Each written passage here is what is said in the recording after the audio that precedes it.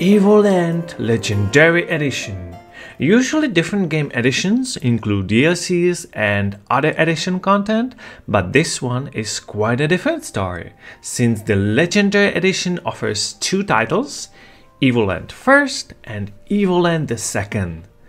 These are two quite unique RPGs with their graphic style and gameplay changing as you progress through the game. Evoland 1 is a mashup of Final Fantasy, Zelda, Dragon Quest or Diablo, which means you will experience both turn-based and real-time fighting system. In Evoland 1 you are a nameless hero, and as you progress through the story you are getting better visuals, adding new game mechanics or totally change them, and all that is happening through treasure chests that you find in the world. Some of them are optional and give you bonus stars or collectible cards, but most of the times finding and opening a treasure means upgrading your game step by step from pixelated 2-dimensional to nicely done 3D. Same with the sound and even game mechanics that slowly improves or even completely changes. You can finish Evoland 1 in about 2 to 4 hours, so it's a pretty short game. Evoland 2 is more of a Chrono Trigger mashup, again with Final Fantasy, but this time without turn-based combat and instead adding side-scrolling part of the game, as well as Bomberman and so many other famous games in the form of minigames. The story of Evoland 2 is standalone and goes quite deeper than the first one.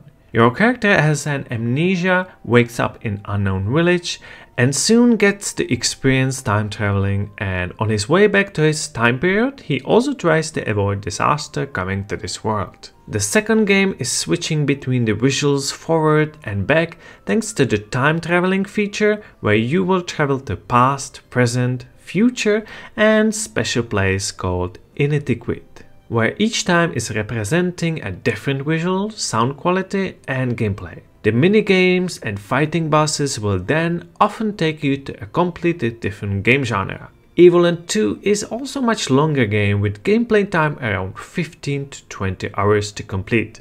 Now that you know little about each of the game, the question is, should you play it? But before we go to our usual answer, you should know that this game is free starting 20th of October 2022 for a whole week from Epic Games Store, where we are getting free games to claim and to keep forever every single week, and this channel is dedicated to covering them all. To me as a gamer who played through all the generation of the games from the first entry of Final Fantasy, it is quite nostalgic experience, but perhaps it might be a good one to younger players as well, since it might serve as an educational step into a history of gaming.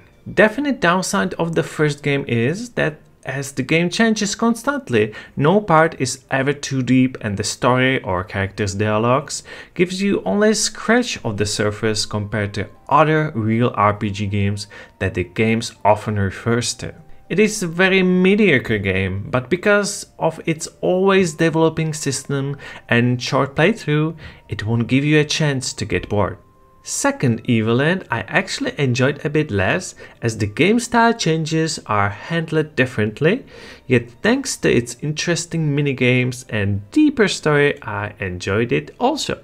Which means I can gladly recommend this game to anyone, and yes, you should play it, as these two titles are quite unique RPGs and games that you can enjoy much more if you ever played any of the old Nintendo pixelated RPGs. For those who didn't, please let me know down in the comments if you still enjoyed the game. In my opinion, you still should, but it would be nice if you could confirm that for me. I hope you enjoyed this review, and if you want more videos like this, we got plenty for you, so stay tuned and hope to see you next time.